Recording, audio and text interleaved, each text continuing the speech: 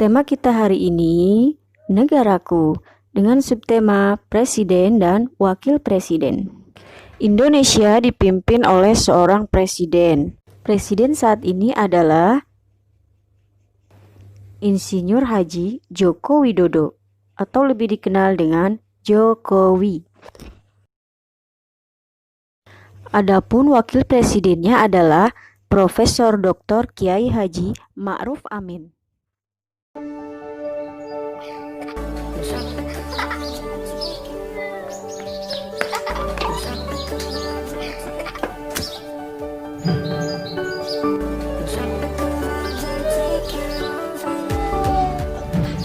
Saya, Joko Widodo. Ini adalah kisah masa muda saya sewaktu memulai perjalanan hidup. Ini saya waktu kecil. Saya berasal dari kota Solo, Jawa Tengah. Saya anak sulung dari 4 bersaudara. 3 adik saya semuanya perempuan. Saya berasal dari keluarga biasa. Kami berulang kali pindah rumah kontrakan, rumah sederhana yang mampu dibayar Bapak untuk tempat tinggal kami sekeluarga. Bapak berjuang untuk hidup kami dengan berjualan bambu dan kayu di pasar. Ibu sangat gigih membantu Bapak. Setelah selesai masak dan membereskan rumah, ia segera pergi ke lapak dagang Bapak untuk membantu mengikat bambu dan kayu. Mereka melakukan itu semua demi anak-anaknya untuk bisa sekolah. Mereka meyakinkan saya bahwa sekolah akan mampu mengubah hidup saya. Perjuangan dan usaha Bapak sangat menginspirasi saya. Usaha Bapak berjalan baik, dagangan makin laku, dan saya tahu Ibu mulai punya uang. Saya pun mulai nakal waktu itu. Saya sering iseng memanggil pedagang makanan apa saja yang lewat dekat rumah. Tukang siomay, tukang bakso, tukang jajanan pasar. Ibu pun terpaksa membayar apapun yang saya pesan. Suatu kali saya asal manggil saja, ada tukang lewat di depan rumah. Saya pikir jual kue pasar, ternyata tukang arang. Ibu muncul sebelum saya sempat berlari. Terpaksa ibu membelinya dan langsung menyodorkan bungkusan berisi arang untuk saya makan sambil berkata, "Ayo makan, habisin ya, kamu kan yang kepengin jajan." Suatu hari kami kena gusur pemerintah daerah karena daerah rumah kami akan dibangun fasilitas kota. Kami sekeluarga terusir begitu saja tanpa ada perhatian di mana kami akan tinggal. Kejadian ini membuat kami sekeluarga sangat terpukul. Kami terpaksa menumpang di rumah paman. Keadaan yang sulit membuat kami sekeluarga gigih berjuang lebih keras. Bapak menjadi sopir angkutan umum.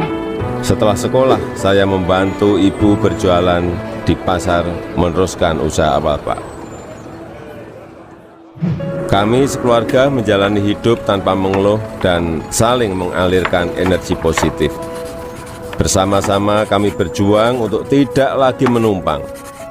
Kerja keras tidak pernah sia-sia. Bapak bisa membuka bengkel usaha kayu. Setelah beberapa tahun, akhirnya uang bisa terkumpul untuk membeli rumah sederhana.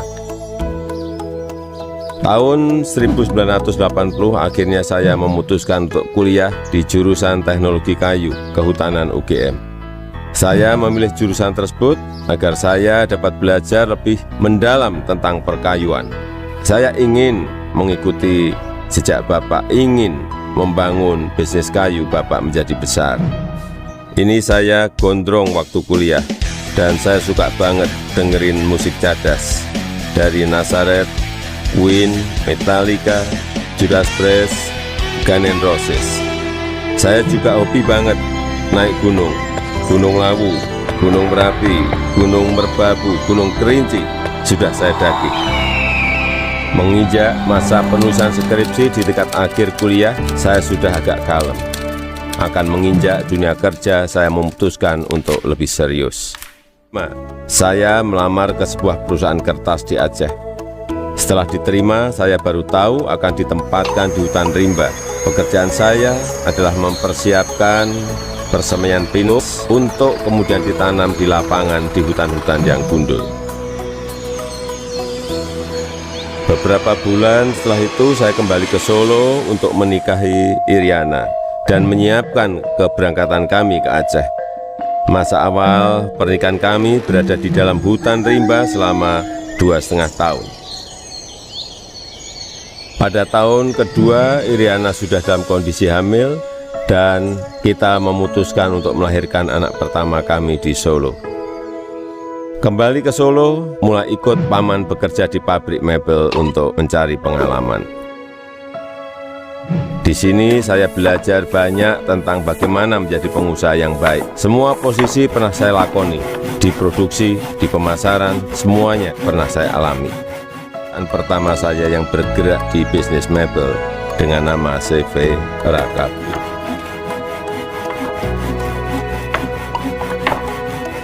Tapi ternyata menjadi pengusaha bukanlah sesuatu yang mudah. Saya pernah habis ditipu. Barang sudah dikirim tapi tidak dibayar. Lalu orangnya menghilang. Kalau kita jatuh ya harus bangkit lagi. Tidak lama setelah itu saya mendapatkan pinjaman modal usaha. Dengan semangat untuk bangkit dan berkembang, saya bergerak cepat untuk mencari pesanan sampai luar negeri dengan cara ikut pameran-pameran mebel. Hasil usaha saya mulai terlihat, kantor tidak pernah sepi dari kunjungan pembeli. Di sini saya bertemu dengan pembeli dari Prancis bernama Bernard Jean. Dia yang memberi sebutan Jokowi untuk saya, untuk membedakan Joko Widodo dengan Joko-Joko lainnya yang banyak beliau kenal. Sejak saat itu, orang-orang lingkungan pengusaha mebel mulai memanggil saya Jokowi. Supaya mereka semua mampu membangun kehidupan yang kukuh. Keluarga adalah sumber kekuatan terbesar bagi saya. Saya yakin yang saya alami waktu muda sedang kalian alami sekarang. Tidak ada Jokowi hari ini jika tidak ada sejarah susah hidup saya. Teruslah berjuang mewujudkan mimpi-mimpi kalian. Mari kita terus bangun Indonesia maju.